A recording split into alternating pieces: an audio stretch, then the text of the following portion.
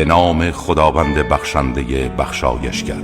کسانی را که کافر شدند روز قیامت صدا میزنند که عداوت و خشم خداوند نسبت به شما از عداوت و خشم خودتان نسبت به خودتان بیشتر است، چرا که به سوی ایمان دعوت می شدید ولی انکار می کردید.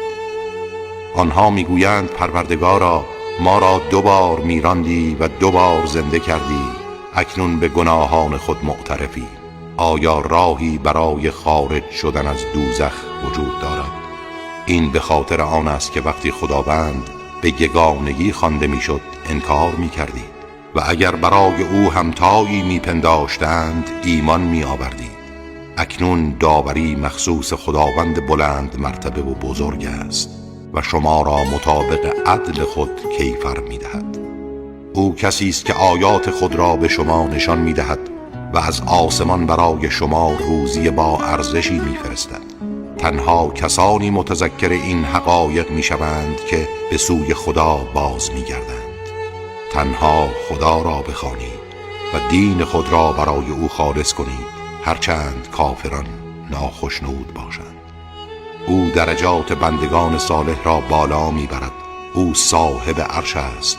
روح مقدس را به فرمانش بر هر کس از بندگانش که بخواهد القا می کند تا مردم را از روز رستاخیز بیم دهد، روزی که همه آنان آشکار می شوند و چیزی از آنها بر خدا پنهان نخواهد ماند و گفته می شود حکومت امروز برای کیست؟ برای خداوند یکتای قهار است.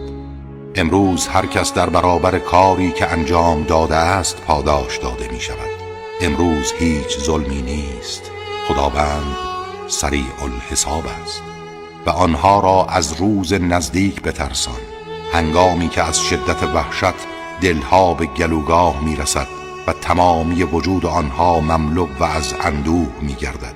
برای ستمکاران دوستی وجود ندارد و نه شفاعت کننده ای که شفاعتش پذیرفته شود. او چشمهایی را که به خیانت می گردد و آنچه را سینه ها پنهان می دارند می داند. خداوند به حق داوری می کند و معبودهایی را که غیر از او می خوانند هیچ گونه داوری ندارند. خداوند شنوا و بیناست.